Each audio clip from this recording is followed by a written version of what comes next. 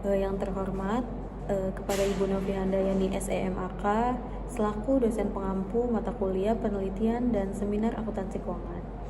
Baik, di sini saya akan memaparkan hasil seminar proposal skripsi saya yang berjudul Leverage dan Likuiditas Terhadap Nilai Perusahaan dengan Kebijakan Dividen sebagai variabel intervening pada perusahaan sektor pertambangan yang terdaftar di Bursa Efek Indonesia periode 2023 sampai dengan 2025. Latar belakang sektor pertambangan merupakan salah satu sektor strategis yang memberikan kontribusi besar terhadap perekonomian Indonesia.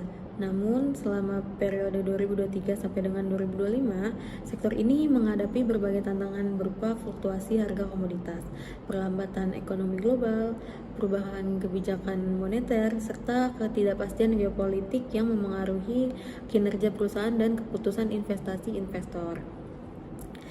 Fenomena penelitian ini menunjukkan bahwa nilai perusahaan mengalami penurunan berturut-turut selama 2023 sampai dengan 2025. Di sisi lain, leverage cenderung menurun, likuiditas mengalami fluktuasi, dan kebijakan dividen juga berfluktuasi. Kondisi tersebut menunjukkan bahwa perubahan kondisi keuangan perusahaan belum mampu meningkatkan nilai perusahaan secara konsisten, sehingga menarik untuk diteliti lebih lanjut. Slide ini menunjukkan fenomena penelitian pada perusahaan sektor pertambangan periode 2023 sampai dengan 2025. Nilai perusahaan yang diukur dengan PBV atau Price to Book Value mengalami penurunan dari 0,306 menjadi 0,246. Leverage juga menurun, sedangkan likuiditas dan kebijakan dividen mengalami fluktuasi. Kondisi ini menunjukkan bahwa perubahan leverage, likuiditas, dan kebijakan dividen belum mampu meningkatkan nilai perusahaan secara konsisten. Oleh karena itu, penelitian ini dilakukan untuk menganalisis pengaruh leverage dan likuiditas terhadap nilai perusahaan dengan kebijakan dividen sebagai variabel intervening. Selanjutnya, research gap. Penelitian ini mengenai pengaruh leverage dan likuiditas terhadap nilai perusahaan masih menunjukkan hasil yang belum konsisten. Beberapa penelitian menyatakan berpengaruh negatif terhadap nilai perusahaan karena meningkatkan risiko keuangan. Penelitian lain menunjukkan leverage berpengaruh positif apabila perusahaan mampu mengelola utangnya secara efektif. Hasil penelitian mengenai likuiditas juga masih menunjukkan perbedaan, di mana sebagian penelitian menemukan pengaruh positif terhadap nilai perusahaan, sedangkan penelitian lainnya menyatakan tidak berpengaruh signifikan. Selain itu, penelitian yang menggunakan kebijakan dividen sebagai variabel intervening pada perusahaan sektor pertambangan periode 2023 sampai dengan 2025 masih relatif terbatas. Baik, selanjutnya rumusan masalah dan tujuan penelitian. Rumusan masalah yang pertama itu apakah leverage berpengaruh terhadap nilai perusahaan? Yang kedua, apakah likuiditas berpengaruh terhadap nilai perusahaan? Yang ketiga, apakah leverage berpengaruh terhadap kebijakan dividen? Yang keempat, apakah likuiditas berpengaruh terhadap kebijakan dividen? Yang kelima, apakah kebijakan dividen berpengaruh terhadap nilai perusahaan? Yang keenam, apakah kebijakan dividen mampu memediasi pengaruh leverage terhadap nilai perusahaan? Yang ketujuh, apakah kebijakan dividen mampu memediasi pengaruh likuiditas terhadap nilai perusahaan?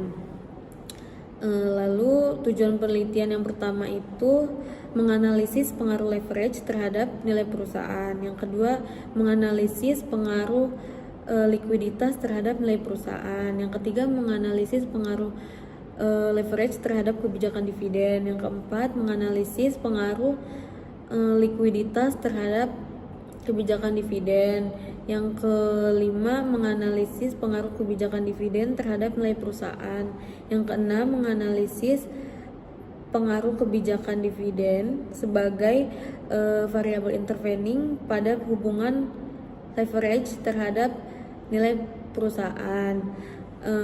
Yang ketujuh, menganalisis pengaruh kebijakan dividen sebagai variabel intervening pada hubungan likuiditas terhadap nilai perusahaan. Selanjutnya adalah kerangka berpikir penelitian. Pada penelitian ini terdapat dua variabel independen, yaitu leverage X1 dan likuiditas X2. satu variabel intervening yaitu kebijakan dividen sebagai variabel Z, serta satu variabel dependen yaitu nilai perusahaan sebagai variabel Y. Berdasarkan model ini, leverage dan likuiditas diduga berpengaruh langsung terhadap nilai perusahaan serta berpengaruh terhadap kebijakan dividen. Selanjutnya, kebijakan dividen juga diduga memengaruhi nilai perusahaan sekaligus memediasi pengaruh leverage dan likuiditas terhadap nilai perusahaan. Hubungan tersebut kemudian dirumuskan ke dalam 7 hipotesis penelitian, yaitu hipotesis 1 sampai dengan hipotesis 7, yang selanjutnya akan diuji menggunakan data perusahaan sektor pertambangan periode 2023 sampai dengan 2025.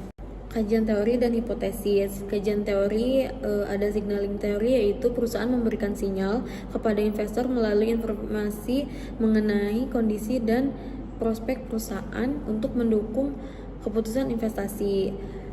Nilai perusahaan diukur menggunakan price to book value, leverage diukur menggunakan debt to equity ratio, likuiditas diukur menggunakan current ratio, kebijakan dividen diukur menggunakan dividen payout ratio. Lalu ada hipotesis. Hipotesis yang pertama, leverage berpengaruh terhadap nilai perusahaan. Yang kedua, likuiditas berpengaruh terhadap nilai perusahaan.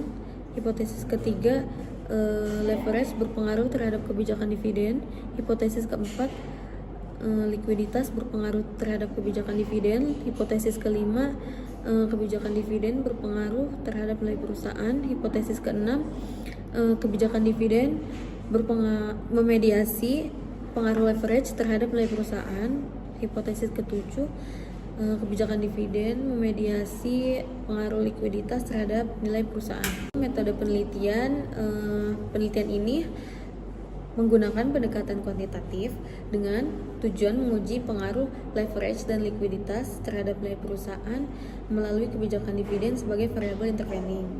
Populasi penelitian terdiri dari 38 perusahaan sektor pertambangan yang terdaftar di Bursa Efek Indonesia periode 2023 sampai dengan 2025. Teknik pengambilan sampel menggunakan purposive sampling sehingga diperoleh 11 perusahaan yang memenuhi kriteria penelitian. Data yang digunakan merupakan data sekunder berupa laporan keuangan dan annual report perusahaan yang diperoleh melalui Bursa Efek Indonesia dan website resmi perusahaan. Yang terakhir, teknik pengumpulan data dan teknik analisis data.